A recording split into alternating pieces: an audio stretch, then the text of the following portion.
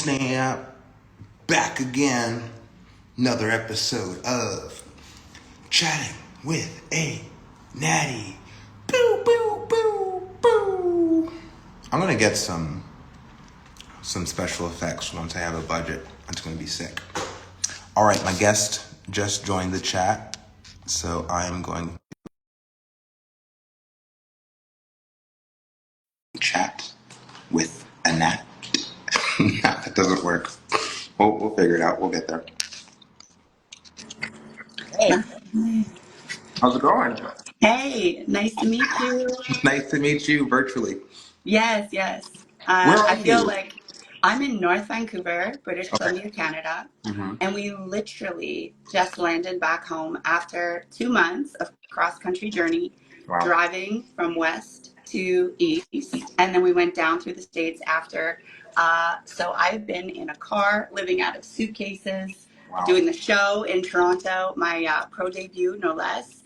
Congrats. For about 2 months, and it is so nice to be back home.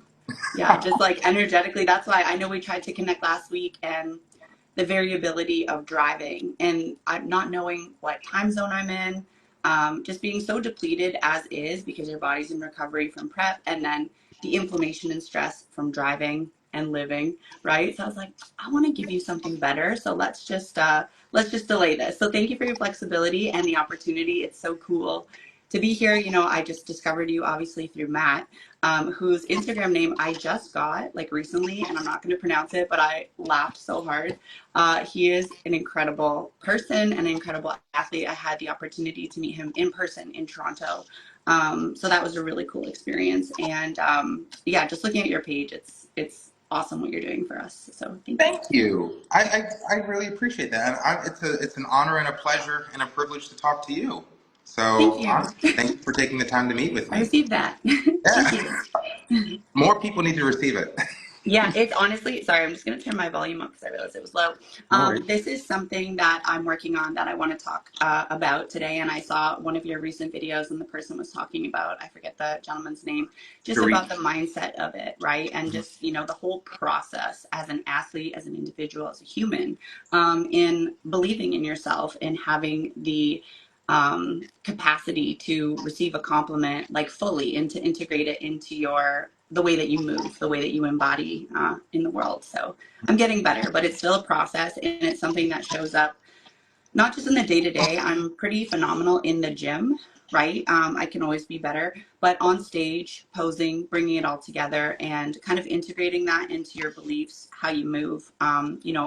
I'm worthy, I'm capable, all those little cliche things, but really actually embodying that belief and bringing it into how you live and move in your day to day, right? So we're working on it. I think that's so fascinating, and maybe we can spend a little bit of time on just that topic Let's specifically. go. Yeah, because I'm very fascinated about around the whole subject of confidence and self belief. Yes. And I discovered this very, very well 10 years ago.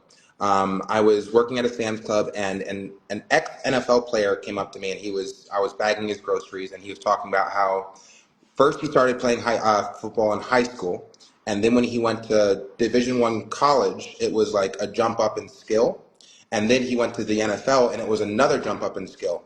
And every Yes. single time he like leveled up, he had to like make adjustments. And I Yes. asked him the question: did you struggle with confidence whenever you made these bumps up in skill level? Yeah.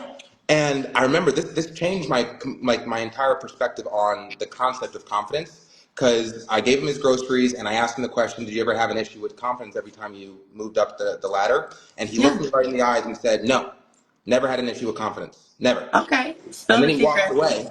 Right. Well, what it did for me is, because I was a young guy, I was like 22, and I've always been very curious. So when he made eye contact with me and he made that statement, what I took away is that it's not a requirement of the human experience to Yes. have confidence issues. Yes. And once I understood that, I was like, okay, so I can choose not to have confidence issues, and like I can still live life as a normal person without the requirement of having confidence issues. And ever since then, I mean, 10 years later, we're here. I love that you shared that story, and it completely reminds me of something that I have gotten better at as a morning practice, and just asking myself, what if it could be easy, right? Because we always look for the abrasiveness, the challenge, the overcoming story, the everyone wants that juicy story, but we forget that we are co-creating and authoring that story in practice. So it's kind of like you get what you expect. And I studied neuroscience. That's like my Oh, background, and that's we so can talk cool. about, yeah, it is super I love fucking that. cool. I think when I sell, I'm standing right now. I'm very like active person. I'm also very curious, so I appreciate that quality in people. But when I settle down, I might go into research and do like a master's of neuroscience because I love studying it. But then it's also like, what are we going? How we bring this into practice? That's more interesting to me. Like, how can I not so much the research side of it? That's one element that is inevitable and necessary, and I appreciate the people doing that work, but I want to integrate. I want to I self-experimented with neuroscience my way out of a psychiatric med addiction, and I have a mental illness. I have multiple labels that I have been Sarah, we can yeah, talk. I'm kind of it's, people like when they meet me, they're like, you should like share your story more, and I'm like, I'm pretty open about it, but I guess I just never like figured out the platform of, and also it's this self-allowing, right? So it's the journey that I'm on. If I just spilled all the beans from the beginning, it took me 10 years to earn my IFBB Pro card. If I had gotten from the beginning, it would have been a very different experience, and I would be a very different athlete representing this sport and this culture and myself, and giving back and just have a different mission. So it's like, God's timing is always right. Don't rush a timeline that's not meant for you. I feel like I'm in a good position now to talk more about it. And so, yeah, where should we start? Where is the beginning of this story? Yeah. Well, I think I want to go back to talking about the reticular activating system. It's like a little thing at the base of your brain that gets all the input from your body. So your brain doesn't like experience anything in the world. It's just signals in your body. Your brain interprets it. And based off of your expectation, your brain's very lazy, right? Like our bodies, in bodybuilding, we are adaptation machines, and the whole goal is to be inefficient at energy so that we can burn more energy to get lean, or be efficient at energy to grow, right? So how do we do that? We have to give a different stimulus, progressive overload, whatever it is, to force that growth and that change in the body. The brain is the same way in that it is always craving the lowest energy expenditure. So it's going to wake you up in an atmosphere that is predictable. And for most of us, we have kind of been trained or indoctrinated, or whatever your philosophy is about, the stories that were mirrored to us and the systems that raised us, to expect bad things and to have this concept of it has to be hard, or I don't have confidence, or whatever it is. And everyone's got a story. Everybody's got a story. You've got a story. I've got crazy fucking stories. I remember telling a therapist once, I was like, this is my history. She's like, how are you doing so well? And I was like, that's not helpful, but thank you. Because the victim story is so intoxicating. It gets your needs met, right? People empathize with you. They're like, oh my God, you're a survivor, you're strong. It's wonderful to feel that victimhood and, trauma bond with people. And it's also the most toxic, dangerous fucking thing you can do, because it is just layering self-limiting beliefs over and over and over again. So that's kind of the journey that I'm on. I'm aware of it. I'm in process. I'm imperfect, but I continue to ask myself, what if it was easy? Right. And that was, I did the jump from bikini to wellness. I almost felt guilty last year because I won my pro card. I win the Masters pro card. So I won my pro card and Masters. And that was really fucking cool. I was like super hyped about that. But I didn't think I stood a chance in the open. I was like, I'm going to get spanked by these girls, these young girls, whatever. Like they'll look so good on Instagram. Fuck that shit. At some point I was like, I'm not aware of who is showing up. I don't care what's happening. I'm going to focus on me, work on my energy, give myself the permission to believe in myself. And if I make top 5, I'll be happy. And then I won the overall in that and beat like everybody, which was super fucking cool. But then afterwards, that space afterwards, those 3 months, was just this mental ping pong of like allowing myself to believe that I was worthy, that I deserved it, that I didn't take away someone's opportunity, that Wow. I belonged here. Because Yeah. again, I was a skinny kid. I had eating disorders. And when I first started my bodybuilding journey, I was that sick girl. I was neurotic and crazy. I didn't think that I deserved any of this. Right. So to have that experience and to go through it and feel some kind of responsibility, right? Responsibility to share your story or to show everybody your process and this and that. And it was like, this is a lesson of receiving and self-belief. And it was one of the most powerful transformative experiences that I recommend for everybody. But it started with asking, it's okay if it's easy. It's okay if you didn't suffer as much in bikini, because bikini, I was always trying to catabolize my legs, right? Just genetically what I had. So I was running all the time and I was eating nothing, and my hair was falling out. It was fucking horrible. And then, to jump to wellness, you're eating. Like, you're fucking eating, you gotta grow, right? And comparatively, it was easy, right? So I was like, oh man, I see all this girl suffering and they're complaining and struggling. And I was like, whoa, don't take on that energy. Easy. If you want to enjoy your prep, that doesn't mean you're doing it wrong. That probably means that you're enjoying the process and you're getting something out of it that, a lot of people complain, some don't. And it's really like, this is an elective experience, right? So if you want to make it easy, fucking make it easy, make it fun. Why not? Right? So there we are. Honestly, I couldn't agree more. I totally believe that perception is reality. Mm, And I see that like the huge flaw in our society is that the individual is not creating the perception. The perception is being kind of administered to us, and that perception is one of struggle, one of oppression, one of you have to like work really hard, you have to grind. If it doesn't suck, then you're not working hard enough. Like that's the perception that's being kind of uh, indoctrinated into our psyche, unfortunately, yes. and then it becomes work in order to like kind of rewire your brain in order to perceive Mhm. reality differently. And it sounds like you're doing that work. Yeah, I hope so. I mean, I love everything you're saying. You're definitely my people. We're on the same wavelength there. But Yeah. something I appreciate, especially in this sport, is the duality, right? So what's the saying? Just because it's simple doesn't mean it's easy.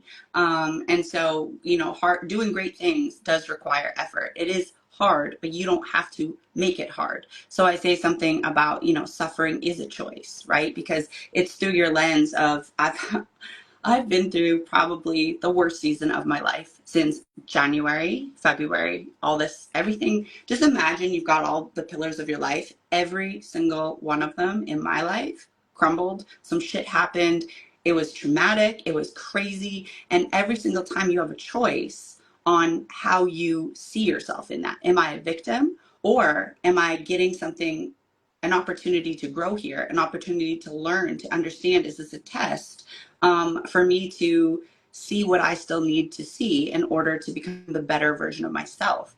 And that's truly what it felt like. That was my perspective, and it really helped. And, even in a tough workout session, those workouts that just don't fucking go your way, you say, okay, it's resilience building. But, the longer I hold on to this, the longer I keep seeing this narrative of suffering and my life is so hard, and perpetuating that negativity, the more of it I'm going to find, right? So if I have a story, I'm going to find evidence to confirm that story. So really, when we talk about it's all mindset, it really is the one variable that we can control more than anything else that makes the biggest difference, the biggest impact on our ability to have an easier experience in the now and certainly for tomorrow. I couldn't agree more. And honestly, just talking to you, I've never even articulated this thought. More so, have I even had the thought. But listening to you, you're kind of giving me the understanding that while we're housed in these, meaty bodies, and like this is how we kind of experience the world and interact with others, the way that you're describing this, it's like we're more so spiritual beings. And yeah, and through that lens, it's like, how do you want your spiritual journey of life to be? How do you want it to feel? And again, it goes back to if we had complete control and complete agency over our experience of life, I'm pretty certain the majority of us would choose a easy life, a Yes. simple life, a happy life. Let's go with Yeah. happy. I'm pretty Yeah. certain like Happy.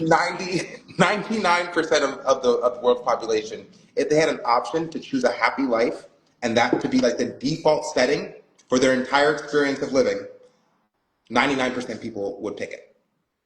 So I Yes. guess the question is, if it is the question, it's like how do we create that perception for other people to understand you have the option to choose a happy life?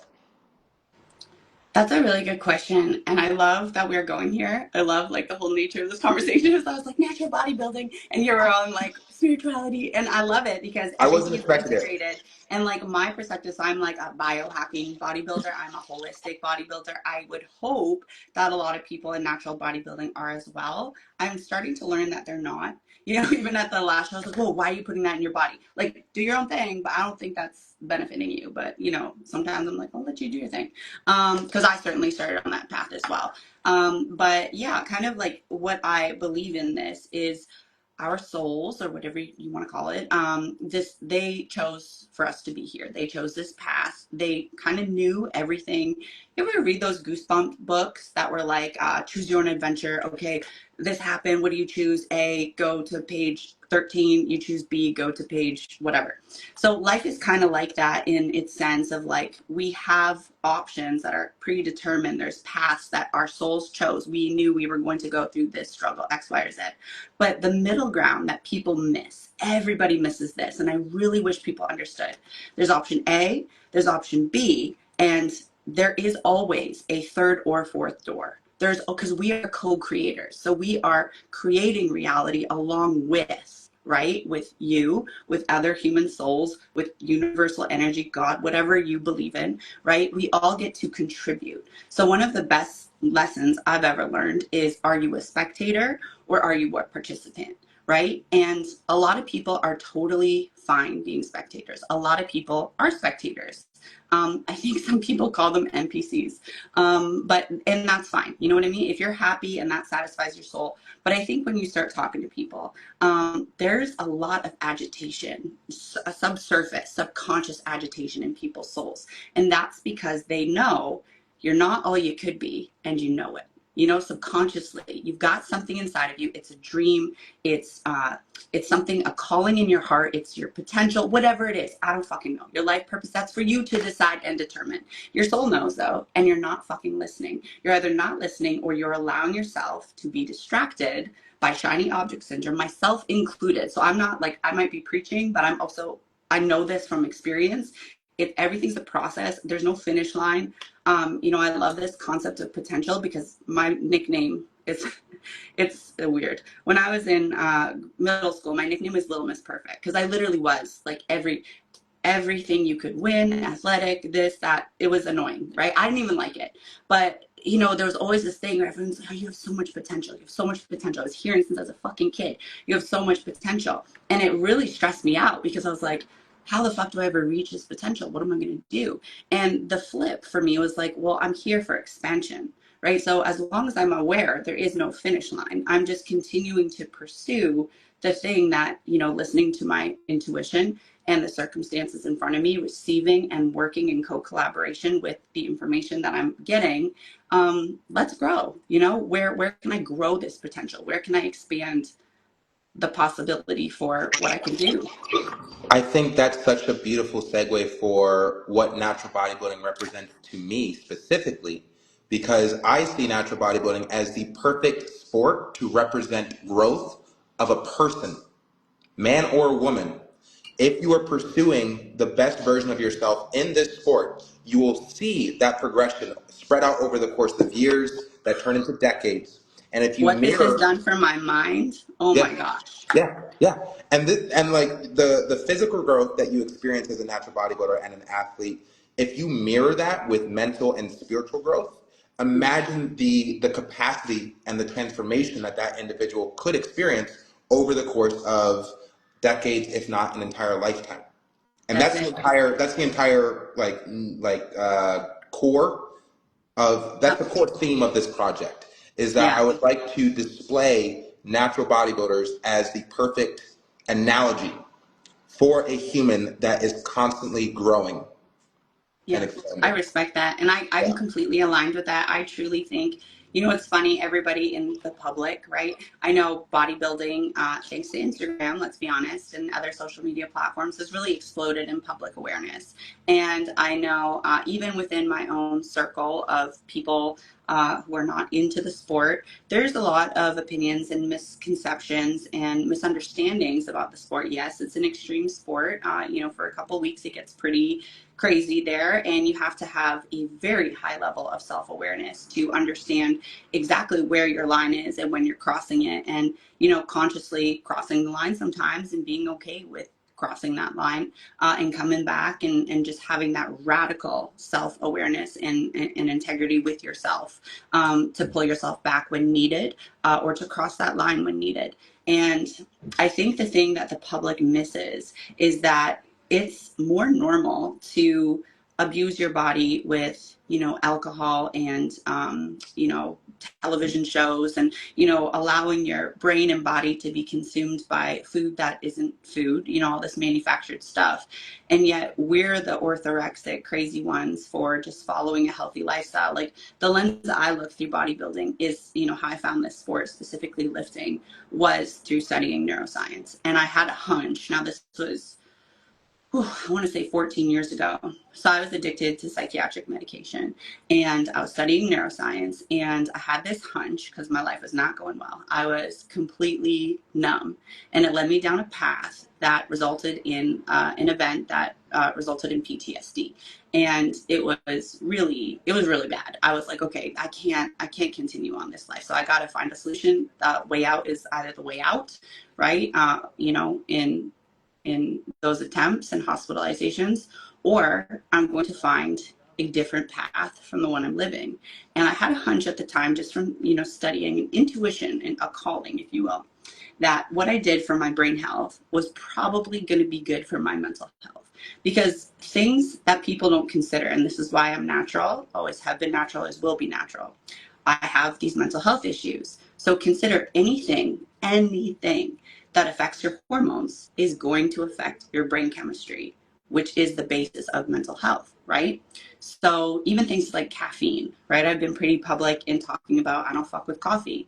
Now, that being said, one of the things that I am disappointed, or one of the lessons I took out of my last prep, was I over caffeinated, and that had consequences on my mental health, right? And on my body as well, because that drives up cortisol to such a high level that it's going to impact your physique. So I'm losing my train of thought here. Where are we going with this? We're talking The reason about, that you decided you made a pivot from I know, I no, do have ADHD. it was a psychiatric medication, and then you Yeah. pivoted over to something like you Oh, had to yes. get So the thing that we talk, thank you for the, your. you're listening. Good job. Thanks. Yeah. So the thing that I think that people forget is, we are doing all these things with our brain and body that are normal. Just because it's common doesn't mean that it's normal or good for you. Just because everyone else in our society is living a certain way doesn't mean that this is necessarily the best one for our long-term health, including our mental health, but especially our physical health. So my firm and true belief is that if everybody tried at a surface level, living a bodybuilding lifestyle for minimum 6 months, minimum, ideally a month. And my personal belief and opinion, which you can have a different one, we can disagree, I don't give a fuck. Like, please, you're entitled to your beliefs. But like, I don't think you should really be stepping on stage unless you're a genetic freak until you followed that lifestyle fully for at least 6 months, like minimum, right? And really give yourself, like, there's no rush to the finish line. And I think that's where people, when they enter bodybuilding, get confused, because we see these transformations, they're really rapid. One of my friends is on the cover of Men's Health magazine. I absolutely love this person, Simon Goliath, and he had this huge transformation, weight loss. He took a bunch of drugs and supplements. He's been very, very candid about everything he took.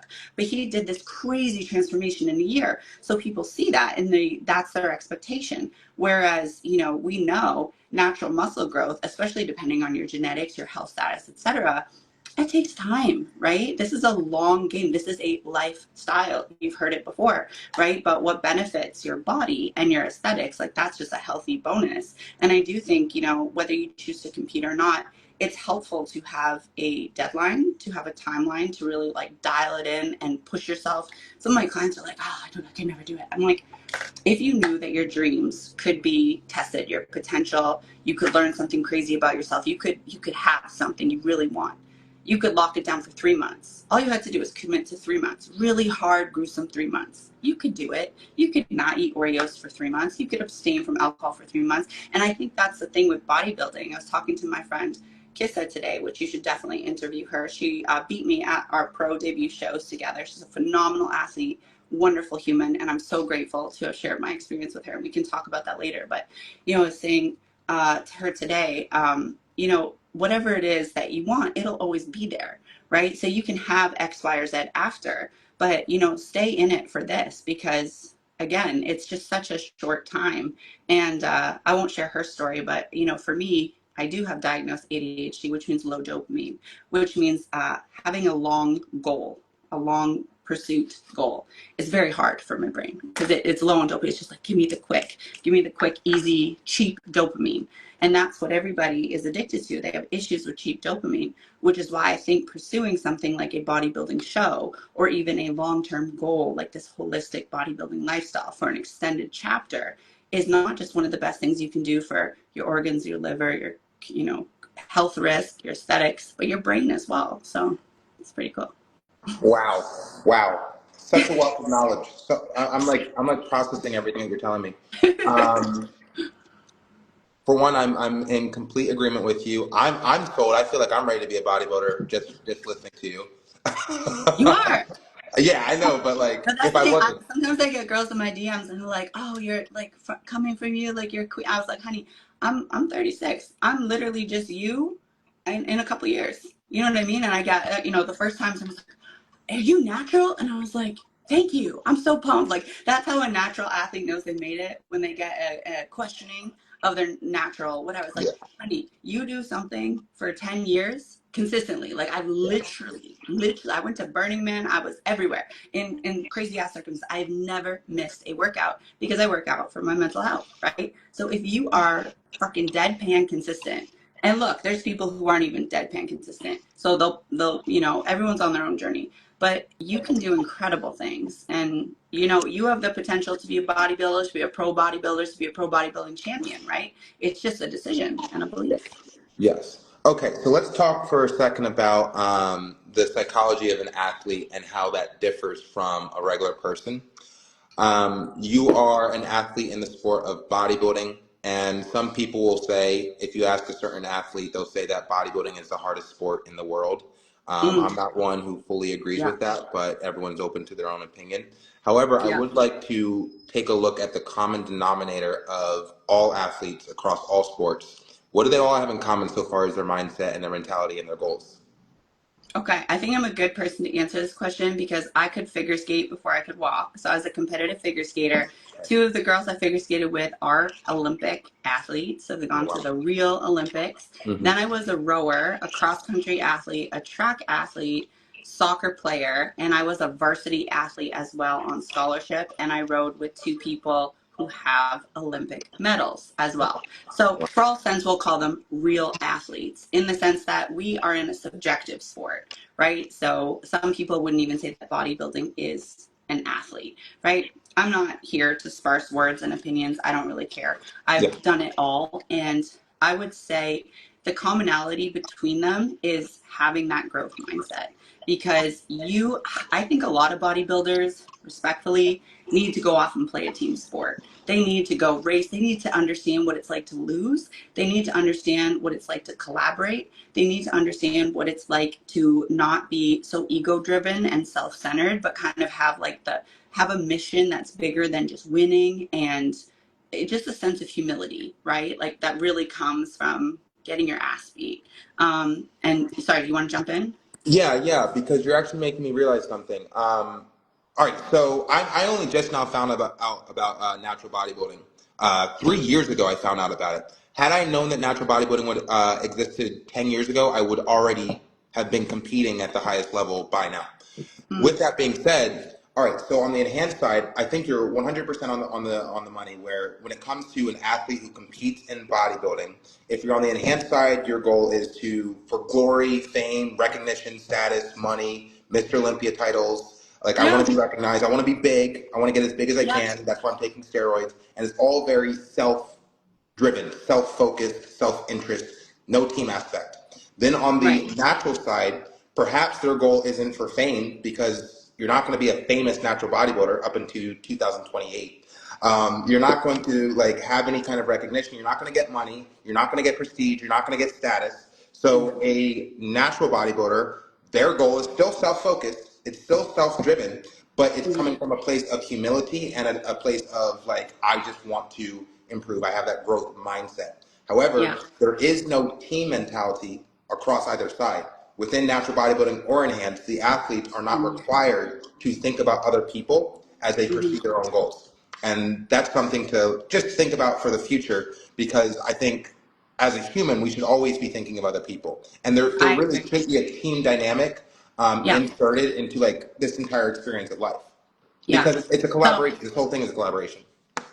I agree with you and everything you're saying. I am going to switch Mm-hmm. your mindset maybe, or I'm going to insert my own beliefs. So on the Mm-hmm. side of enhanced versus natural, I don't even want to put the verse in there, right? So I would say that there's definitely some people in the enhanced world who are extremely not self-centered, like who are there for the community. I will say that I have observed over 10 years, I don't know what people are taking, but there's something that people take, and you can always tell whenever they take what they take, because their ego just explodes. So I don't know what the fuck that is. And you see it, you just see it. I'm like, I don't, what is wrong with you? Like, I saw a girl in real life and I was like, are you well? Because there's something going on in the brain there. So I think it's the drugs. Again, I don't know which drug, but I've seen really humble, really like beautiful souls just kind of get devoured by the ego. And I think it's a drug. I'm not sure because I haven't seen it in natural. So that's where my perception comes from. But I do think there's a lot of athletes in there who are just pushing their potential, and they're getting suggestions to do things. Maybe they like the look. I don't know. I can't like make a supposition about someone's decision about doing it. But I would say I've met many enhanced athletes, and some of them are just really generous. They love the sport. They're there to, collaborate, and I do see that. So I will say that. And then the second thing is on the team element. I agree, and I think that's changing. So my experience at the Natural Pro show that I did in Toronto was everyone was so supportive. Everyone was so excited to be there. Like I said, with Matt, Kissa, there was another girl, Korean, who I just met in line. There are some people, whether it's like nerves or, introvertedness or ego, who knows, that are just going to be in their own box. That's fine. Like, we don't all have to be a family. But my experience is that as a natural pro athlete, it's such a small community that we really are like, I can't compete if you don't compete. If you get what I'm saying. Like, it's not fun for me to just go up and be there by myself and not compete.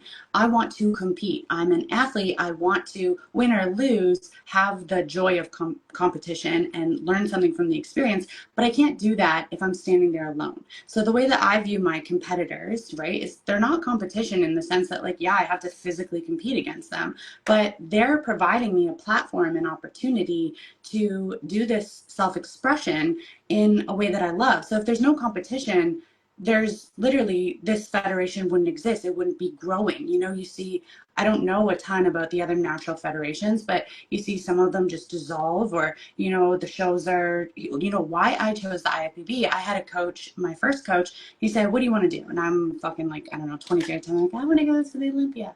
And he's like, okay, well, then you need to be in the IFBB. You're a competitive person, right? There's other leagues that are good. But again, if you want the toughest competition, if you want to drive your potential all the way up, if you're ready to lose and you're ready to completely, push yourself, then you need to compete in the IFBB. Now, I did open shows and I did natural shows because I just showed up. I was bikini, right? So back then, bikini, I think bikini, they're pushing that division pretty hard right now in the IFBB.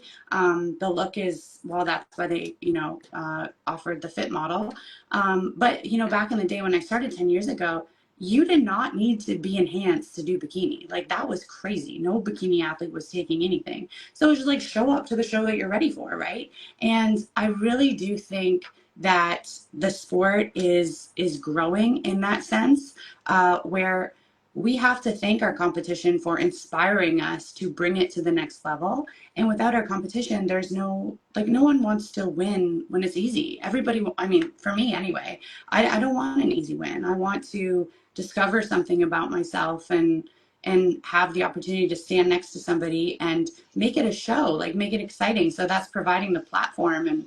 I think once we kind of are able to see people like that, we'll really have an understanding, like going back to the beginning with the outside world thinking we're crazy. These people understand us. Like they literally understand us in ways that people, even our spouses and neighbors and family, just probably never could. And to me, that's a respect. That's a collaboration thing. So, the way that I look at people in this world is always as, maybe they're your people, maybe they're not. That's fine. But at the end of the day, you got to respect them, because if it wasn't for them, this wouldn't exist. The opportunity wouldn't exist. And, somebody gets you at a level that even those closest to you will never understand. And that's really special. I couldn't agree more. And it does bring me back to I didn't fully get your perspective on the common denominator of all athletes, Growth psychology, mindset. growth Growth mindset. Okay, so mindset. Yeah. that's the common denominator. So the thing that I'm looking to figure out is I see the value in a growth mindset, Hmm. and I see how that could, in theory, be applicable to all 8 billion people on the planet. It would just Yep. be a very simple shift of thinking like, okay, I'm born into this world, and now I'm just going through the same milestones that I was programmed to go through so far as going to school, then go to college, then get married, then have a Went on kid. that path. Absolutely hated it. Yeah. Right, right, right. However, that is typically the conditioning of the Yes. majority of people, depending on the society that they're raised in, right? Yes. Growth mindset's completely removed, and it's not about Yes. growth. It's about like just going through the milestones all the way up to retirement, all the way up Yeah. to the deathbed. Like that's the whole experience of life. A 100%. person with a growth mindset, a athlete, their story isn't over perhaps until they retire, you know. Mm. And when it comes to a sport Amen. like natural bodybuilding, you don't really ever have to retire. Like we No. have 70-year-old, 80-year-old natural bodybuilding athletes who are competing, like still, like they're still walking up on stage. So I see an opportunity to kind of insert the suggestion of adopting a growth mindset in contrast to the typical programming of our psyche, which is like, again, just go through the milestones. Yeah. Um, and I see natural bodybuilding being the thing to kind of bring that home, you know? Yeah. Yeah. I think all sport, like, I think anytime someone has an opportunity to really challenge themselves, and look, there's going to be athletes in natural bodybuilding, in enhanced bodybuilding, in professional basketball, soccer, football, you name it, right? Who are just there. Like, they're never really going to get that growth mindset thing.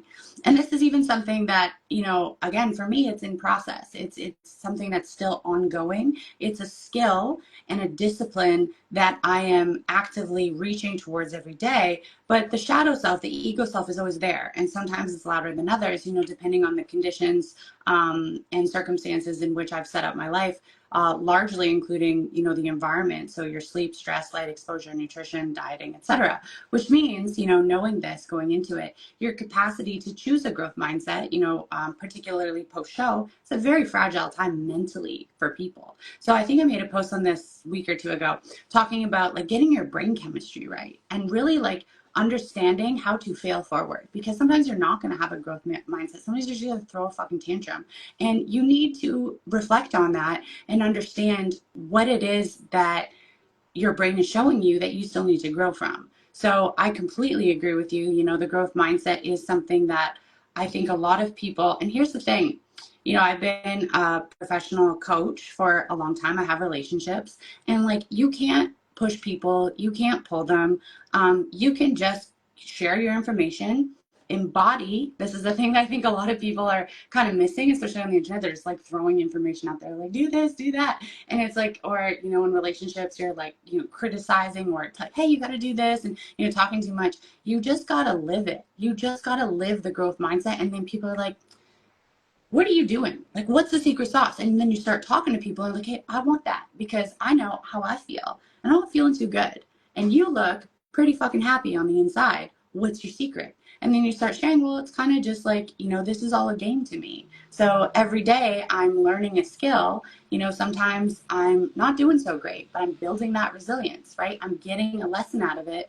And sometimes if you have this awareness, instead of tuning out or numbing or whatever it is that you do to avoid this, right? The more quickly you pay attention, the faster you learn that lesson. So you can move on to the next stage, right? But if you're constantly trying to suppress, deny, whatever it is, distract yourself from it, you're just going to keep living the same fucking lesson over and over again. You go crazy, right? And that's your choice. If you want to do it, go ahead, right? But at the end of the day, something that I've noticed in my life was when I stopped lecturing people, I stopped pushing them, and I just started embodying the truth of my personal integrity of where I was trying to grow.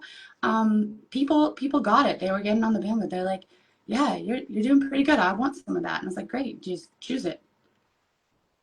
Okay, so what I'm hearing is there is effectiveness of being a leader by example, right? Yes. Oh, so much. However, and I guess that's why I'm producing a TV show because That is so fucking cool. yeah, Congrats, though. That's so oh, thank cool. you, thank you. This is well, I'm just living the dream, right?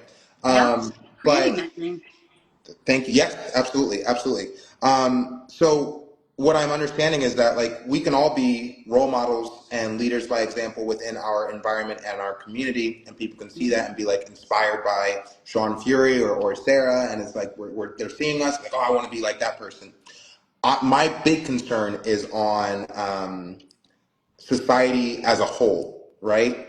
And if you think about like the hundreds of millions of people in this country, well, I'm in America, but Yeah. let's just say like the Western Hemisphere, the majority of them are doing the like they've been trained to do like the short dopamine drip, Yes. spend Yeah. hours on their phones, being fed, social media content, doom scrolling, and then it's like they're hungry, they want to satiate their hunger, they're eating like junk food, and like the entire day is structured around you got to work a certain amount of hours to afford your monthly expenses. That's Yeah. done. So now you get to veg out and do nothing Yeah. for the rest of the day and then Oh, repeat. yeah. Right. Yeah. And yeah, so I always think about the questions like how would we sell a growth mindset to a consumer? Mm. And like we're like this is completely contrary to steroids, cosmetic surgeries, Oh, because I know. again, that The fixes whole world. yeah, yeah, like those things are solutions to feelings of inadequacy, feelings Mm-hmm. of lack, and they're looking for like a very quick solution to these negative feelings Mm-hmm. that products and marketing is actually, conditioning them to desire. Yes. How would you suggest selling a growth mindset to the masses? That's a great question. And my initial reaction is to not try to sell it. I think it's to connect with people and just ask them how it's working for them. Because I think the one thing, this is something true for me. I remember when I was studying neuroscience, there's a guy. He's like, oh, I don't take medication. I just run 10K a day. And I was like, fuck you. I remember when I told my mom that I had depression, she's like, well, just look in the mirror and smile. You'll be fine. I was also like, fuck you. Right? Like, people will receive the message when they're ready to receive it. But if you push the message on them, you are holding up a mirror to something they already know. They've got dissatisfaction in their soul and they're looking at you as a preacher. And as a lot of people, I've really changed my messaging throughout the years, but a lot of people are holding this container of judgment. So the healthy person is judging the person who's out of shape. That's not true for me. That's not true for you, probably. It's not true for a lot of people, but it is true for a small amount of people, including the marketing industry. Because the marketing industry, multi-gajillion dollar industry, has done a really good job of creating this separation between groups, right? And so there's the other, there's black and white, and as we talked about before, there's that third door. Most of us are in the middle, in the gray area, not in judgment, wanting to help earnestly. But I think the more you try to sell something, right? You look at how fitness has been packaged and sold through fear-based mongering, through this criticism that's feeding on the self-criticism so people recognize it. So it works for that clickbait, quick win. But I think just sitting down with someone, like we live in Vancouver, the downtown east side is, I don't know if you've heard stories about it, like the homeless population and people who are suffering from drug addiction here, people literally come to Vancouver, like, I don't even know, they hitchhike here, they scrap up all their money, and they come to try heroin here because apparently it's incredible, fresh off the boat. I have no fucking clue. It's not an industry that I know about, but it is a huge problem. And the saddest thing is the divide between the public, the disparity between rich and poor, and the public interpretation. Again, so I even said, homeless and drug addiction in the same sentence, that's not true, right? Like not every homeless person, you know what I mean? So I'm still learning in that community, but I think it's the separation of the line that we draw and trying to lecture people and bringing to their attention that you're doing something wrong, right? So as soon as you do that, people get defensive. As soon as they're defensive, their amygdala is triggered, their prefrontal cortex is not able to receive the message and think critically about what you're saying. So if we're approaching it with empathy and we try to find a common ground, and saw my client earlier this morning, and she had a summer, right? She had a summer, didn't do great. And I said, why don't we just start off real basic? Like I want to dive into a nutrition plan or whatever. Like what is like, it's a collaboration, and what can you do that doesn't feel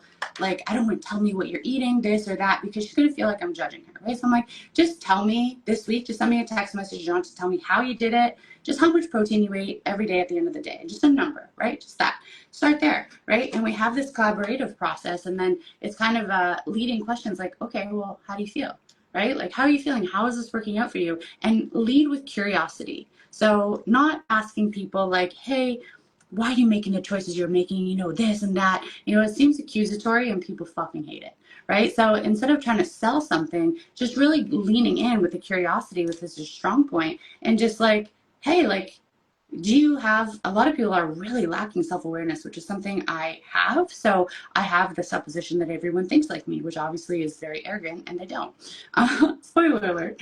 But if you start leading with curiosity and asking people questions about, you know, why they make the choices they make, and genuinely listening, like not jumping in with like, okay, well, did you know you could do this and that? Just let them talk, right? And really bringing that platform to, well, this probably isn't working very well. Like, did you know that you could try this? Or like, here's something I do, or, you know, more suggestive than prescriptive, right? Because, you know, it's very crazy to think, okay, we love bodybuilding and you and I have a bodybuilding approach, and my competitor recently, Kiss, and I, you know, we're doing the same show, same category, we're relatively same age, everything's the same. We still do different things, right? And my things aren't better than her things aren't better than my things. We're individuals, right? So we're on the same path-ish, but we're also allowing that space to let the person be the individual instead of prescribing, you know, if this isn't school, my way isn't better than your way. Yeah, I think everyone should get morning sunlight and, you know, lift weights and do these things, but ultimately, you know, you get to choose, and I don't want you to feel judged if you're making a choice that I know doesn't work for me. Like, I don't drink. I haven't drank in fucking, I don't know, forever years. And that's a choice that I made for my brain health and my mental illnesses to preserve that. I did, actually, I shouldn't say I have been dry, because when I say I don't drink, I've had like one drink or two. I'm not a black or white person that's like never and always. But, you know, when you say to people, you go out and you say, I don't drink, they can be really judgmental about that. And it's funny because you can see they're basically trying to be defensive of feeling judged in my decision to do this and their decision to do that. So as soon as you create other groups and you create a sense of judgment or a sense of like otherness or separation, people, it's not a connection thing. I think I got it. You're getting me great stuff. You're getting me great stuff. All right. So, recap.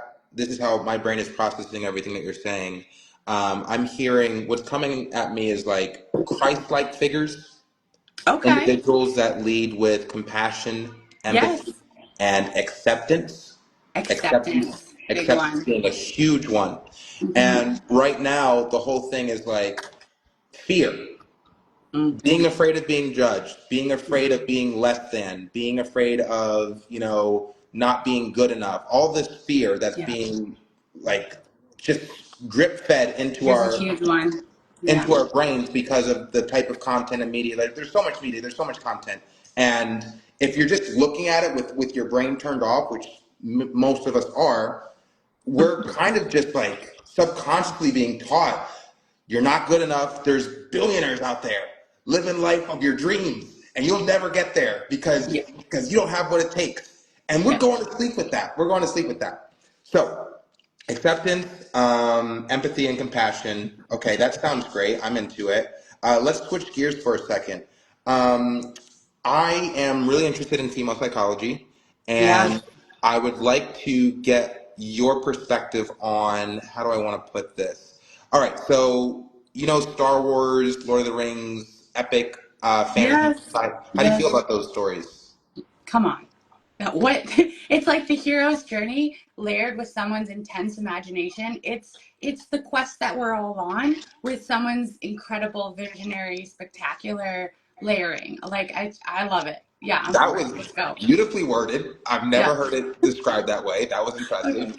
okay. Okay, well, could you elaborate? Because most oftentimes when I speak to women about such stories, Lord of the Rings and Star Wars and things of that nature, I don't really get much of a response at all. Indifferent. Okay. Yeah. So, I don't yeah, know. I guess I'm a little different than most women, but I also don't want to like make that supposition.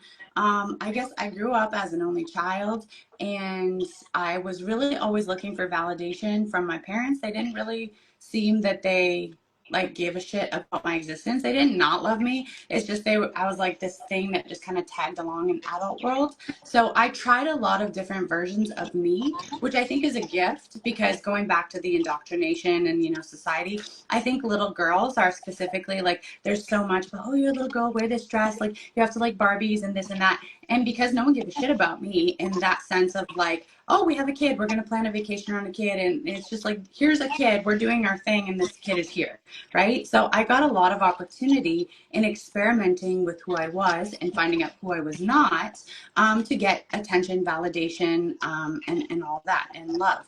So one of the things, just like, this is a weird answer, but one of the things was I got the gift of discovering, trying a bunch of things and discovering things that I loved. And that includes Star Wars. I fucking love Star Wars, love Lord of the Rings. I love classic literature. I have a library with like tons of things. And on that same thread, I experimented in a lot of versions of me that no longer exist, which I still integrate. I'm not trying to like kill those off or anything. But choices I made that were very not true to who I am and to my integrity. And that's a beautiful thing. That's a beautiful gift because a lot of people just don't experiment enough. They don't try things. I went to a fucking Renaissance fair a week ago. That's where like people, I've never done Dungeons and Dragons, but there was a guy there doing Dungeons and Dragons with Shakespeare. It was the weirdest fucking thing I'd ever seen. It was so cool. And I just love seeing people like embody their truth. Right? Like, I think we have so many personas, and frankly, it's exhausting. I'm not great at reading energy online because I'm like, talking to you is different because we're talking, but people send me DMs and it is this. And I'm like, okay, we're like, cool, we're going to be friends. I'm going to be friends with them. You meet them in the real life, they have whack ass energy. And that's like, it's so much easier to live life as the person you say you are, as the person you are. It's just easier to have one version of yourself. But I think going back to fear, a lot of people don't allow themselves to do that, to be that, to experiment with that. And I think that's the gift in my upbringing was like, I got to try to do the boy things, the stereotypical things, and found out these things are fucking cool. Like, this is cooler than, romance novels or whatever. And not to like hit on people who like that shit if you really like it, right? But a lot of the stuff is like, well, you've been told to like that. Be a good little girl, be a strong boy, don't cry, do this thing, whatever it is that, what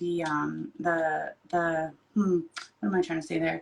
The supposition is, right? But I think, we're kind of seeing that go the other way, too, especially in this time where it's like, you could be anything, and, pushing a narrative that, you should experiment too much. And I really think that, gosh, this is such a tricky question. Just giving yourself a sense of being alone. I think being alone is one of the best things you could do. So again, being an only child, spend a lot of time alone. And I feel very safe being alone. I feel very comfortable being alone. And you don't have to be lonely. And I think in that silence, learning to hear your own voice and kind of discerning the difference between your ego, your higher self, and all the voices of society and blah, blah, blah, that is, you gotta fucking do it, man. Like, if you're an adult, please do it, because it's exhausting to be around people who are like, I'm like, I think you need to do some self work. yeah, But that's the cool thing about being older is like, I know me, I got me, I'm solid with me. And like, if you don't know yourself and you're not in active pursuit, I ain't fucking with you anymore, right? And that's cool. beautiful, beautiful, beautiful. All right, so yes, yes, yes, and yes. I've noticed because I only recently started going to church in like the past 6 or 7 weeks, Yeah. and my observation is that it almost seems more socially acceptable to find God over finding yourself. Hmm. It's like I would agree with that. Yeah, yeah, especially in the it's States. Yeah. it's like I want to be American, but we were there. I love the States. I feel at home. And I do notice there are some cultural trends there where I was like, wow. Some of it, again, like going back to that decision of um, breaking social norms and gender roles and stuff like that. That's kind of gone crazy in the US. It's the same thing with religion. And I think, that pursuit of self versus pursuit of God, it doesn't have to be individual, but it's definitely something that, it could be just checking a box thing, right? And yeah, well, tell me about your journey. absolutely. Well, I mean, the reason I mention it is because you said that you spend a lot of time alone, which is something Yeah. that I did for a good stretch of time. And it was through that alone time and isolation where I did my own self discovery. And I arrived at an understanding as to who I was at my core. And once you make that discovery, well, at least for me, like I had my spiritual awakening. I was not introduced to Christianity or Jesus Christ or anything like that. It was specifically meditation, contemplation, reflection, walking, journaling, and rinse and repeat. And I did that for months. I'm so happy for you. Congratulations. Thank you, thank you, thank Yeah. you. But the thing is, it's like, man, it took months, and like I haven't been the same. That was 10 years ago, and as a result, I can move through this world so smoothly and fluidly and without much conflict because I am in touch with who I am at my very core. So I know like the decision. What would Shaun Fury do in this situation? There's no question because Yeah. it's just who I am. It's innate. Um, Discovering God, that happened like 2 months ago. I met with a someone that I look up to, which is very rare. Yeah. Marshall Johnson. He is a natural bodybuilder in the OCB Federation. But basically, he introduced me to God by suggesting that I don't have to change my personality in order to accept God into my life. And that Yeah. was like revelatory because I was so attached to my own version of who I was and the self love that I developed for this person, for me. And I thought that I didn't want to I didn't want to like have to sacrifice any aspect of the person that I had grown to love in order to accept a new concept or a new being Yeah. into my life. And once Marshall said that, I was like, oh my God. So I can have like a greater being, like I could have him on my team and like not have to that changed everything for me. But going back, so I've noticed that most people don't like to spend time alone. And then when they are alone, they're not really alone with their thoughts. They're alone with their phones or other form of like Or screen. other people's thoughts. Yeah, or other people's thoughts. Wow. Yeah, well said. Well said. Shit, man. No, there's a lot of work to do. Okay, I'm trying to stay on track though. Okay, so you like Star Wars and Lord of the Rings, and you allow yourself to like them because when you were growing up, your parents didn't tell you what was and what wasn't socially acceptable for a girl to like. And so Yes. as a result, Greatest gift. you developed your own opinions Yeah. on culture, media, entertainment, things of that nature. Yeah. Okay. All right. So, in a hypothetical scenario, let's say there was no such thing as boy and girl so far as like social norms. Instead, it's just gender. You were born Yeah. a woman, I was born a guy. And if we're removing conditioning and nurture, there's a potential that like you and I would end up liking similar things, dissimilar things based off of our unique personalities, having nothing to do with our gender. Yeah. Okay. Okay. So if that's, and obviously this is not solvable because we're not able to like completely reset all of our brains to like, default setting. But I'm saying all this because have you ever heard of Joseph Campbell and the Power of Myth? Yes. Okay, that's Joseph great. Campbell, but not the power of what? The Power of Myth. That's just a book. He's most famous for, I believe. He wrote his book. It's written by him. I'll Mhm, look it mhm. up. I know Joseph Yeah. Campbell. I know his work. Obviously, Okay. not the entire body of it, because I haven't heard of that one. Have you heard of the Hero with a Thousand Faces? Yes, but I haven't read it. Yeah. Okay. So Joseph Campbell or I don't think he's here anymore. He was a big fan of.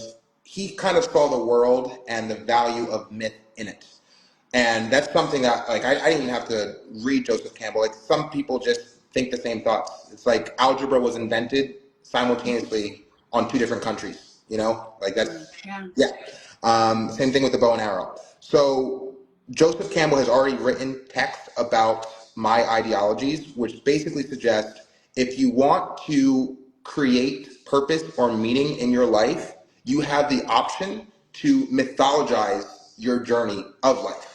So like, Yes. and Okay. Yeah, yeah, yeah, yeah. so like Yeah, you're I born get it. into, yeah, you get it, you get it. So it's like And a this loops in with the Star Wars and the Mhm. Lord of the Rings because Yes, it's basically the concept of like gamifying your life, right? So yes. Okay.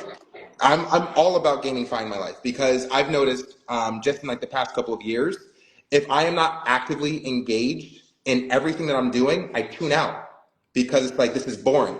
And up until honestly 3 years ago, my version of escapism in order to stimulate myself was through women. And like that was like my thing. If I'm not with a woman, then I'm not interested in this experience at all. I'm either playing a video game or I'm watching a movie because I'm disinterested in the way that this world is run, and I have no yes. interest. Yeah. Now that I'm actively taking a part in changing and reshaping the world, everything's interesting to me. But it is only because I have given myself the journey of changing the world. And so now, all information that comes to me, I'm processing it differently. I'm asking questions differently. There's a higher level of curiosity due to the fact that I've attached myself to a greater purpose. Yes, Everyone, yes, everyone's got the option to do that. they do. And yes, so far as my storytelling aspirations are concerned, my one of my greatest passions is to go down in history as the greatest storyteller of all time. I'm going to do everything in my power to do that. The Natty King is one story of a larger epic tale. Yeah. Um, so basically, and this is why I wanted to talk to you. The way that the Natty King is structured, it's supposed to suggest that by crowning the Natty King, it causes a sequence of events that actually leads to humanity achieving world peace. But Oh, cool. that event, that end game moment of humanity achieving world peace, can only happen if the Natty King gets crowned. And that's the whole mythology. That's like the prophecy, and that's why this is so important that this tournament has to happen, right? Yeah. This is Yeah. designed. It feels very like male centered so far as like I grew up off of like superheroes. I grew up off of like Star Wars and the hero's journey and all these like Yeah. really cool, fantastical things. And I'm looking because I've already gotten multiple comments as I've continued to develop this project from women saying there needs to be a natty queen. I'm in complete agreement. However, I want to talk to women to get their understanding. It's like, how would you like that story to be structured? Because this is a narrative. It's not a competition. It's a narrative. Yes, like we're looking for athletes to compete in the Natty Queen. Like it would be called the Queen of Naturals. That would be the Yeah. tournament. But in the same way that the King of Naturals tournament is designed to tell a story, the Yeah. Natty Queen would also be designed to tell a story. So I would be interested in hearing the perspective of women as to what they Yeah. think that story should look like. What would they want it to be? That's such a good question. And I think going back to the hero's journey, which is the structure of the Lord of the Rings and Star Wars, And is Harry that Potter these and everything. and Harry Potter, yeah, I'm so glad you mentioned that. Yeah, and all of them. The hero's journey is developed for telling a man's journey. So we have, this fight, and no one's ever really written the hero's journey from a woman's perspective, and that's why I fucking pardon my language. I do not like when we have these Marvel movies where they just put a woman in a man's role, right? And I'm like, did you guys hear about it? I did. Yes, I did. I don't. I don't know what to say there. It's horrible. I don't know how to expand on that. Sorry.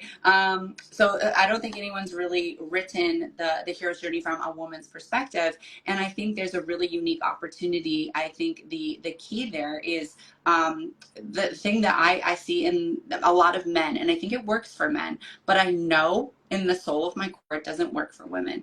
And this is the concept of defeating a former version, killing off a former version of yourself, overcoming, separating this internal battle where you have to become stronger and you have to overcome yourself. Like that happens for women, but we are, hormonally a little softer. We have a slightly different journey. We can fight, sure, we're strong, we're just not ever going to be as strong as men. That is true. And I think the cool thing is an opportunity to kind of collaborate, because that's what women do best, right? We are really strong communicators. We really work at articulating and contemplating in ways that are different from men, because we literally have different hormones. So what our strengths and weaknesses are, there's going to be overlap, there's going to be outliers, but collectively there is a signature in our strengths and our whatever weaknesses, or what there may be. So the way that I see it is that the hero's journey for a woman is, yes, overcoming yourself, but the main part that's slightly different from men would be the reintegration of the former versions of yourself that you have killed off, that you have overcome. And that to me is creating this concept of you are whole. And that's the main part that's missing in all these women's stories and these men's stories. It's like, I overcame myself, I defeated whatever, this and that, and now I'm stronger, I'm better, I'm the victor. Oh, sorry, my dogs are doing dog things. And so that's the part that I think the women can really shine and share, is like we have a softness to us that needs to be, we can be strong, right? But we are also not, in our totality of masculine all the time. And that's what happens when you insert a woman in the hero's journey, is she's just far too often her masculine, and she's not respecting the divinity of her femininity, right? And that really comes from the integration of a whole self, right? Where we as women need to kind of accept and integrate and live with the version of ourself that we need to forgive for not knowing what we didn't know while we were still learning, right? So Whoa, whoa, whoa, whoa, whoa, whoa. So you're saying that if the hero's journey was rewritten from a female's perspective, you would have to integrate the acceptance of the self, which is something correct. that's not really prioritized or emphasized within the male's version of the hero's journey. The male version, it's really like a killing off or an overcoming. And yes, Yeah. there's definitely a necessity to observe and criticize, the version of you that's not working right now, Yeah. and to overcome that. But I feel like the message is far more nurturing that inner child, or going back and saying, like, there are versions of me who made choices that literally led to a PTSD trauma event. And I Amen. have to take ownership in that I made that choice. I can be a victim, and in many ways, I am a legitimate victim. And I still put myself in a circumstance, I still made these choices for that to have happened. And I forgive that version, and I love that version. And I'm not casting her out. I've got demons in my head, and they're not bad. They are part of Sarah, right? Because if I didn't have them, I wouldn't be me. So the female hero's journey is pulling in all of those pieces that we cast out, that we said, you're not enough, you're da da da, whatever the message is, and I had to beat you to become this girl. Yes, you did. And she's still a part of you today. You carry her today. And if you don't, right, you're going to continue to feel separate. You're going to continue to feel that lacking of wholeness. And then you're going to be searching for the thing outside. You're going to succumb to marketing, right? So Wow. that's the hero's journey, is like creating wholeness within yourself, creating worthiness within yourself, and a firm, true belief that you can see the marketing, you can see how it triggers your stories, your egos, and you're good, right? You don't need to reach for that. And I Wow. think that's my perspective. That's beautiful. Wow. Thanks. Wow. Okay. So again, I like to recap and interpret what I'm hearing. Yeah, Again, this is no, I love recorded. it. Hopefully, like my plan is to put this on YouTube, so we'll have it for future reference Mm, wherever we want. cool. I But that's love in the going back event. sometimes and listening. I was like, what did I just say? That was so Yeah. good. Right? When Yeah. I just was like, So there was what? only one time when the IG live ended, and then it crashed before I was able to post it. So let's fingers crossed that that only happens one time. If it happens again, then I'm gonna do lives on like a different platform. Anyway, so Okay. what I'm getting is maturity. Like a woman starts out as a girl, and I mean this could almost be what's the word for like cross gender or whatever. But like if we're, let's just, I want to say like asexual, but that's not the I word. don't know. Yeah. I'm All right. not So too let's versed. say, I'm sorry. yeah, that's okay. But That's yeah, I okay. get what you're saying. You Yeah. start off with like the way that society sees you're pre-adolescent, right? Pre-adolescent, right. And through Shocker. this journey, the hero's journey as seen through the perspective of a female, through this journey, she makes mistakes, she does things and she questions like, why did I do that? I just put myself in danger. I have to forgive myself for that.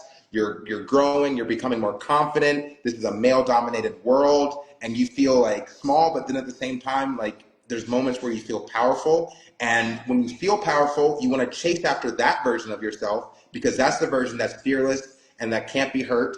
And then as you get closer to that version, you realize that that's not the full you, that the full you is still the person. There's aspects of yourself that you're completely ignoring. And you can't really reach the end of your hero's journey until you accept yourself as the totality of who you are. Nailed Mistakes, it. flaws, and all. Nailed it. That's Especially for women, this mm-hmm. story, I mean, I'm sure it's true for boys. There's different things that society tells boys. But for women, it's always just like, you're not enough, right? You're not good enough. You're not pretty enough. You're not smart enough, whatever. And then there's, you probably have heard of it, the meek shall inherit the earth. And I think the interpretation there is not the meek as in like the lowly, ignorant peasant type, but the ones who are conscious of their power, right? Everybody has power. I possess amazing power and I'm just waking up to it.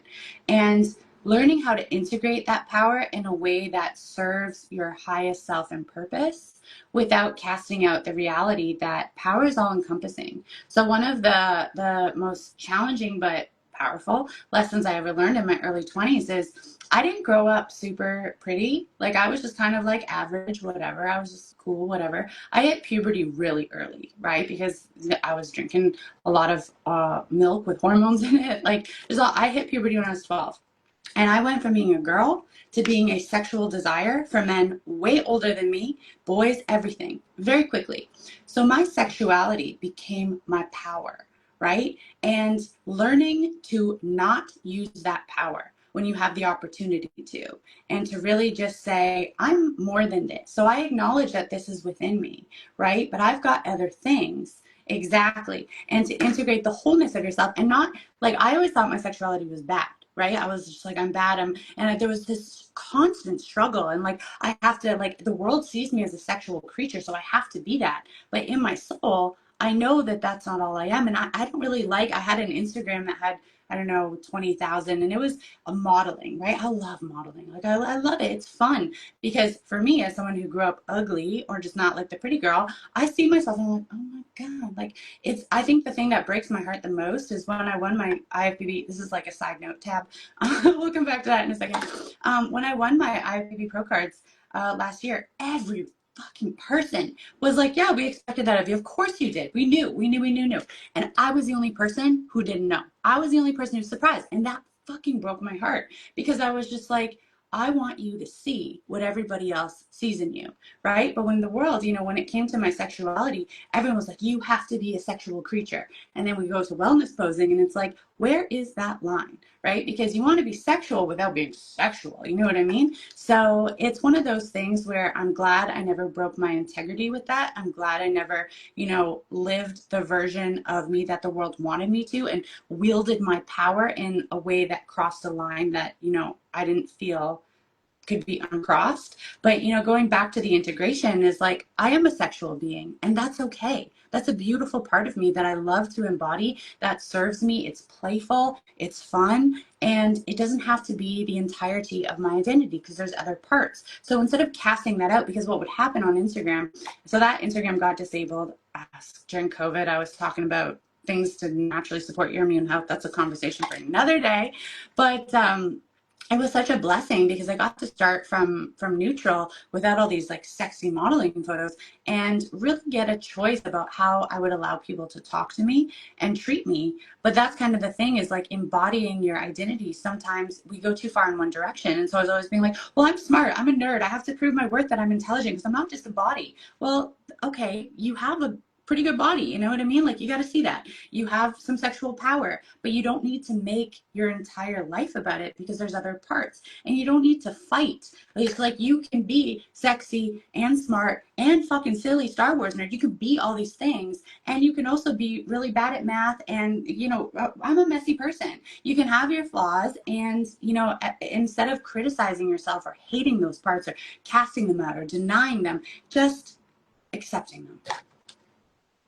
Man. All right. Well, I've got a heading now. That's for sure. Um, totality, Mm-hmm. like the full, like completely encompass what Mm-hmm. it means to be an individual woman. Mm-hmm. Like, that's what the Natty Queen. That's what we can do. That's what we can Like, do. it's put the best way to do it. Like, we are in an oxytocin fucking deficit. Like, there is, for women especially, we need more oxytocin than men. No one's fucking getting it. Self-touch. Okay, interpret that how you want to. I don't give a shit. It can look like however you want, but literally put your hands here and accept, like, really embrace yourself. Push on your chest part. I want to actually circle back to something we talked about earlier about this fear-based. And I think the people who are going to be able to do the best in this AI world, which is increasingly fighting for our attention and economy and distraction, all of this is fear, is to learn to regulate your nervous system. This is your flex. So I learned EFT tapping and then this self-touch a couple of years ago. I think it was in 2019, my last bikini show. I was convinced I was going to die of stress. I was like, oh my God, this is how I'm going to go. I just know it.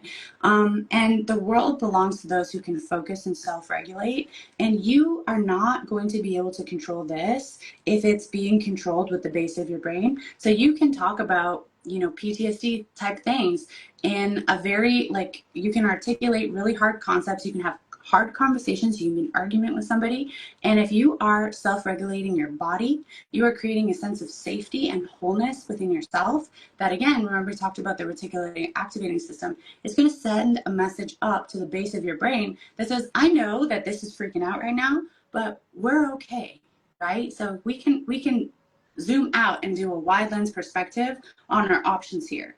Because when you're in attack, we know that's like, I can't think. I'm just going to do what he's saying or she's saying or what the fucking government's saying, whatever.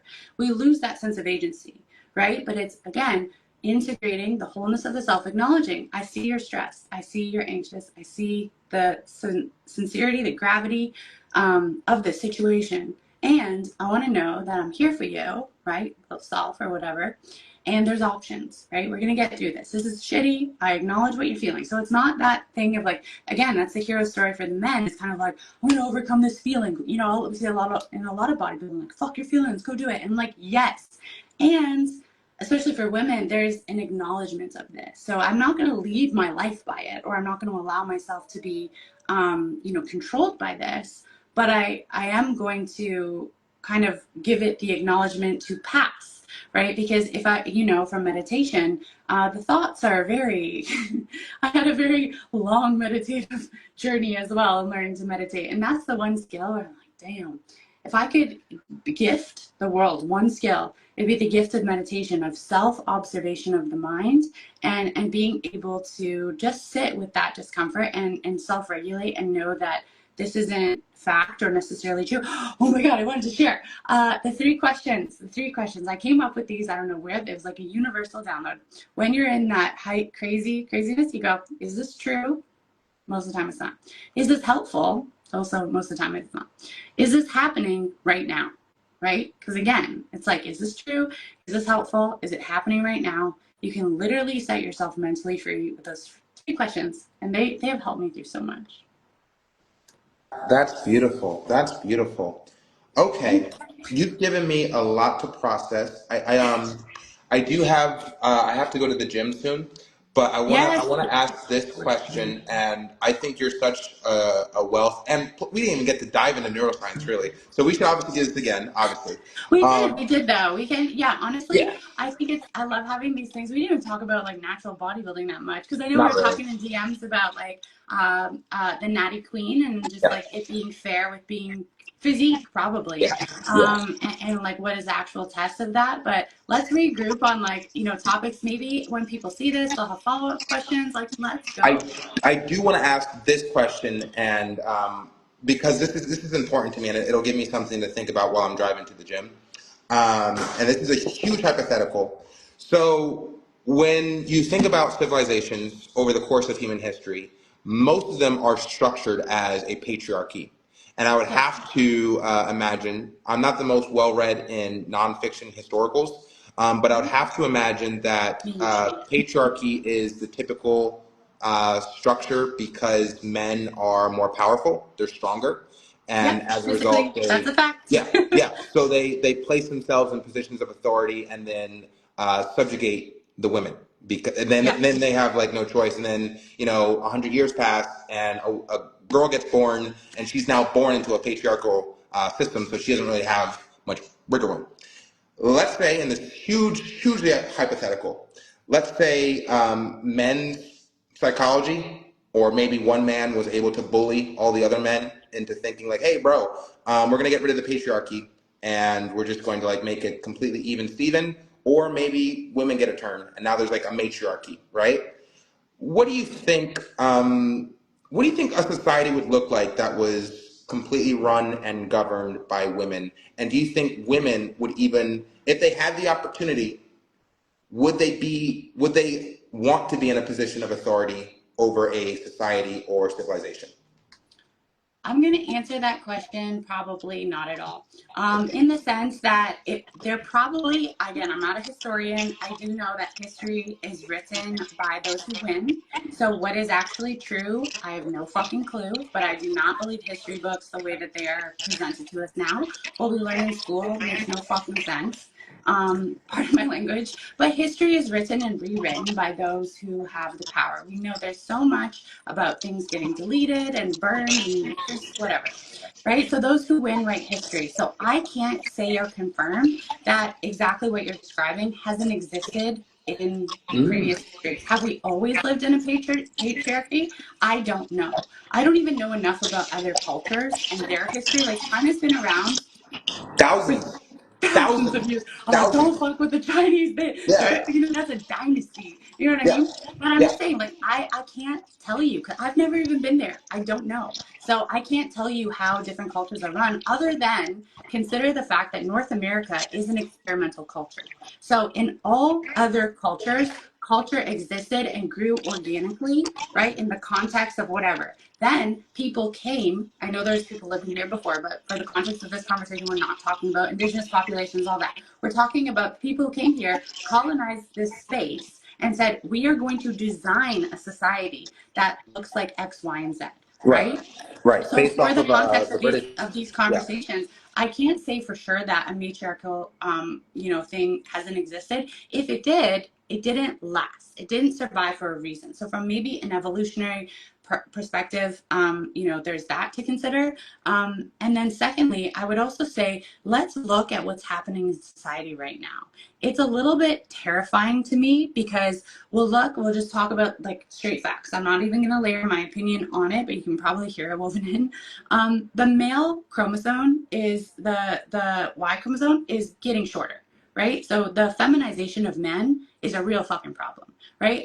The ability for us to birth, like the birth rates are plummeting, right? Because we are just literally not healthy. And a lot of it, like the women aren't healthy, but the men are really not healthy. Like most fertility issues today are issues with the male sperm, right? This is just not fucking working anymore. Testosterone is low. So we're edging towards this ideal of like women taking over and alpha women and like it's just if women just again it's if you put a female hero in the male in a story that was written for a man, right? So we take like the Superman and we make her female, it doesn't fucking work. It doesn't work at all. So we're going to need to revise everything, every system, every government, every bank, everything in culture the way it looks like now is going to have to fucking burn, totally burn, be explode, wipe out society. I don't fucking know. And then maybe we could organically raise women up. I don't know, but do we want to do that?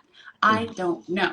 I think it's an interesting conversation. But I think if we just take a woman and we put her in a man's role, in a man's system, look at the 9 to 5, Monday to Friday, that doesn't fucking work for women. That is so bad for our hormones. And then we're just like, women, you just need to do this and that. Like, a woman shouldn't be doing things the way that a man does things. It doesn't mean she can't. It doesn't mean she can't excel. It doesn't mean she can't sometimes do it better. She absolutely can. There are outliers there. There are women who do. But I'm Okay. saying, is that the best use of the female power, right? And my answer is, and my supposition is no, because you're just inserting a woman in the patriarchy. You're just giving her a role that was created for a man. And I it's just see. never, Yeah. it's just not it. Okay. So to summarize again, to reinterpret what you're telling me, there might be a matriarchal society that has existed in the history of humanity. There I'll might have even be one now. I don't fucking Yeah, know. yeah, and I'll have to do some research on that. But the bottom line is that we don't know what a society would look like if it were run by women or if it were just equalized, where like there was I, no. I think I think too, along your question, a matriarchy is like created by women for women. Because a Hmm. lot of what we're seeing now in this equality movement, which I would put it like this, because I'm for equality, but not in the sense that we're pushing now, right? It's just this narrative that it's like, just throw a woman in here and check this box and, hire this person because of this or that. And it's like, no, no, no. Like, we really need to understand, what are your gifts? What do you do well? What can we learn in your collaboration to create something bigger and better, instead of just swapping a woman in for a man? It's Yeah, like, what actually, how can we enhance this entire system with your gifts, with your talents, with your knowledge, right? right. Collaboratively. So we like completely removing like gender swapping. Gender swapping's out of the equation. Yeah, Um, and then, all right. So we're talking about two separate systems. This is a way bigger conversation. it is. Yeah, it But is. yeah, I ask I questions love like this it. because I'm honestly like I'll be completely transparent. I am organizing a reboot to the current systems in place that like run the world. It's Great. first going to be presented in the form of literature and television and movies. Yeah. I'm going to Yeah. suggest a different society that the way that the world could like kind of Oh move yeah. over to, and Yeah. then if we can make it appealing, perhaps we can actually convert some people to accept it and then have that be the Hmm. future moving forward. That's like the big picture that's happened that gets executed over several decades. That's Um, cool. but this is really good food for thought. And yeah, no, I got some shit to think about now.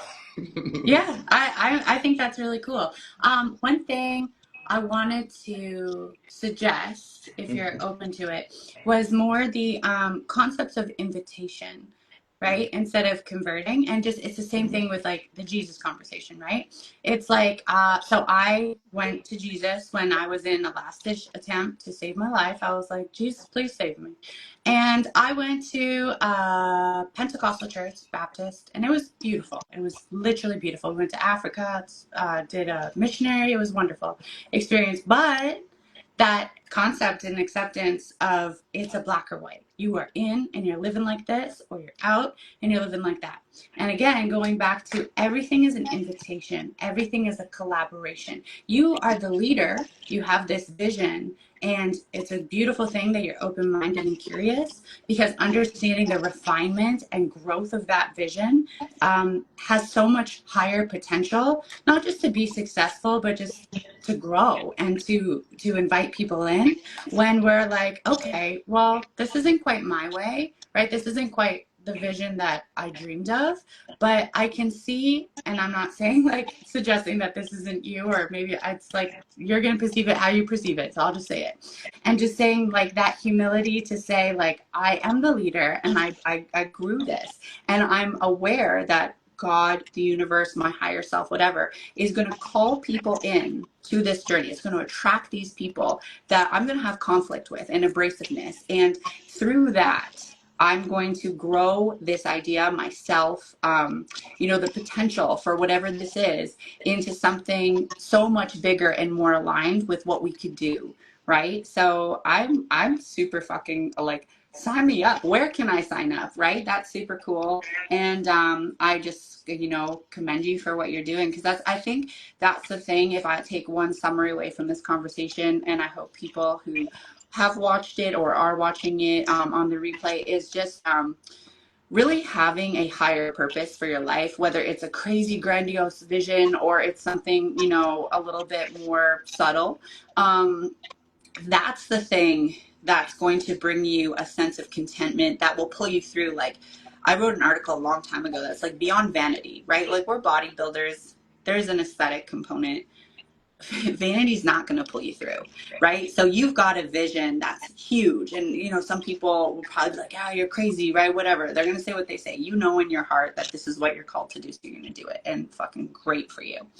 But I feel like tying your actions to a higher purpose, something I do every single day and I teach my clients is give yourself, do something today that your future self will thank you for. Set yourself, your future self up for a win and constantly thinking about the you of tomorrow, of the vision of tomorrow makes today, one of the best jobs I ever had working in Toronto was a job that taught me like, it's not your fault, but it is your responsibility. So you're cleaning shit up and you're like, this isn't like, I don't want to do this. I can pretend to not see it.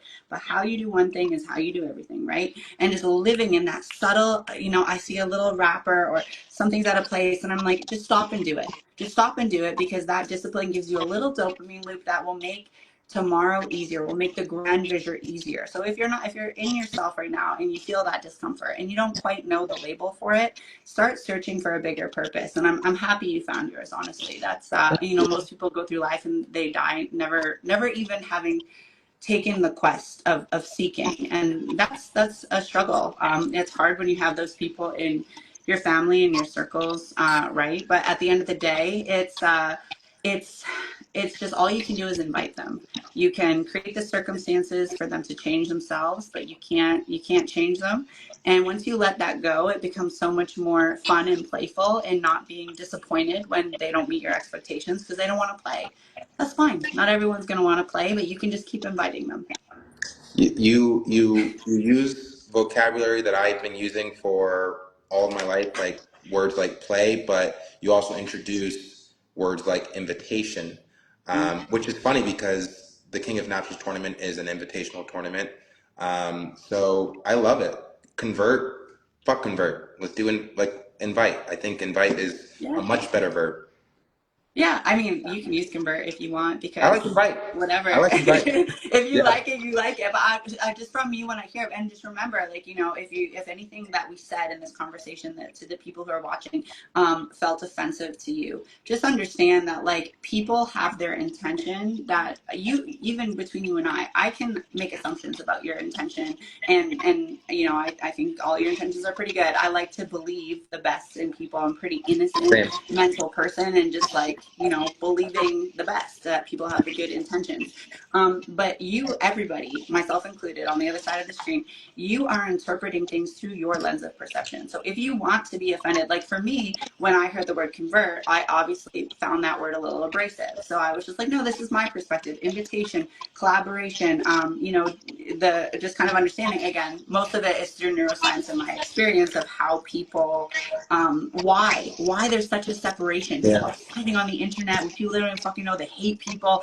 I'm like, whoa, whoa, whoa, where did this come from? Even my husband and I, sometimes it's like, I own the responsibility of my choice of words, my tone of voice, the way that I delivered this, and I also cannot own how you perceive it. Right. So if you want to believe there's someone in my life who may or may not watch this, but they have a belief about me where it doesn't really matter what I say or do.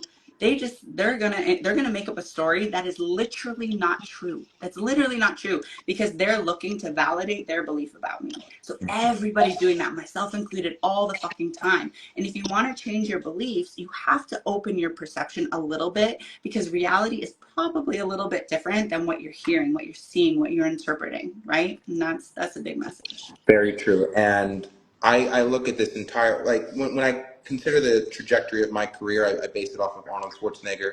He's a bodybuilder first, then a movie star, and then a politician. Fucking Yeah. badass. Yeah, I'm essentially doing the same thing. Yeah. And when you look at it from that perspective, even though I'm just a bodybuilder now, this is a political campaign. because, Yes, yeah, it's a political campaign. So words matter, they do. because the connotations of words will have a different effect depending on the Correct. person. Yeah. So generally speaking, an invitation is much more positive than a conversion. Correct. Yeah. So No, I anytime. appreciate that candidness. Yeah. Um, Oh, it's my pleasure. this was amazing.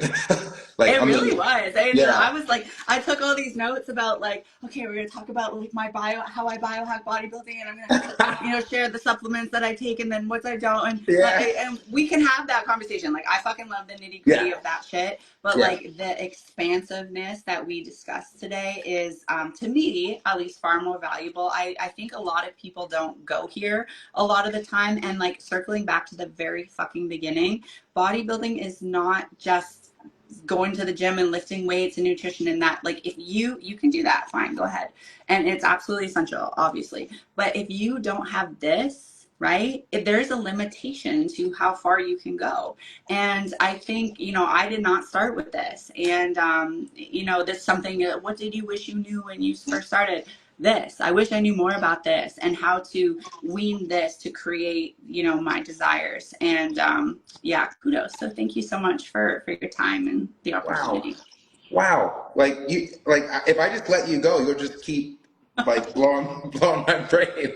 All It's right. good, but I gotta give you kudos to that, because I'm an energy person, and Uh-huh. like when I'm learning, more to stay in my power and authenticity. But when you create a sense of safety and comfort with another person, look at how they can open up. So kind of to illustrate the convert versus invite, and the fear and like the general population, the big mission, right? It's like, I think most of us, I wanted to be a doctor when I was younger, just like, I want to help people. And now I'm a coach because I want to help people. And I've learned through very humbling experiences and a lot of mistakes or growth opportunities, was that, when you are in conflict with people, it's not going to produce a result, right? Like, you hear what you want to hear. And ultimately, the thing that breaks my heart is sometimes my approach has been to create that division. I have, the thing I fucking hate is, it's viral, right? Because the algorithm loves it. But it's that, you're doing it wrong, and like this whole negative, people being like, stop being a soy boy and all that shit. And it's like, oh, okay, I'm listening. And then it has that virality because people are offended. But ultimately, if you want to be a light worker in this world, if you want a good mission, it's more, not meeting people where they're at with that compassion, that acceptance, right? And just saying, like, I'm not better than you. Like, I literally, if I could share one fucking message to the amateurs, I get these young girls like, I'm not better than you. You're not better than me. I'm not better than you. I work in West Vancouver. These people have money that's like, I don't know, it's insane, right? Billionaires all over the place. And the thing that I think is really funny, one of my clients told me that she left here, it was she didn't like the people so much, and she had more money than most of them, was, you're not that special. You know what I mean? And so, yes, we have to have this self-concept of belief and individuality and self-trust and whatever, but we also have to understand that we're just people. We're all just people. And really understanding that everybody has, when I worked in Toronto, I met every celebrity. Just name a fucking celebrity, I met them. Some of them, Rihanna is fucking beautiful in person, holy shit, but she's just a person, right? And so at the end of the day, nobody is above or below. And when we bring this attitude forward in understanding every single person has something to teach you, if you're open to that, then the expansiveness of the mission literally intensifies its reach and its speed, right? So there we go. But you got to get to the gym, so we got to shut up. That was one. I mean, dude, it's well. We're sometimes words. Yeah, we're on the same page. It's beautiful. It's We are. beautiful. We are. And Okay. we'll come back and talk all the Yeah. biohacking stuff. Or I don't know what people are interested in. I just love talking. That's the Me cool too. thing too, is like when you lead from authenticity, you're just like, I'm just gonna show up as myself. Mm-hmm. Sometimes you give the people what they want. But at the same time, it's just like, well, I want to resonate with the people that resonate with me, right? So I could do all this and that and talk about these things, and like, that's cool, but the right people are gonna find you and connect with you on a level that is what you want. Yeah, that's definitely what's Yeah. been happening this year, and I'm incredibly Me grateful too, for, right? This yeah, this is a perfect example of that. yeah, perfect example. So Okay, well, cool. we'll call this round one. Yep. And I'm, like I said, incredibly grateful. You've given me a lot to think about, so I'm going to spend the Ditto. rest of the evening. Yeah. But yeah, thank you. Thank you so much. Have a great workout. I mean, I know we'll talk again soon, but again, just giving you that kudos and recognition, and hope we're grateful for what you do. I'm grateful for Aw, what you do, and I'm excited. I'm excited for this. Let's I'm go collaborate. stoked. Let's Thank do you so much. All right, it. okay. We will talk soon. Have a All great right, workout. Thank you have a great you. night. All Bye. right, bye.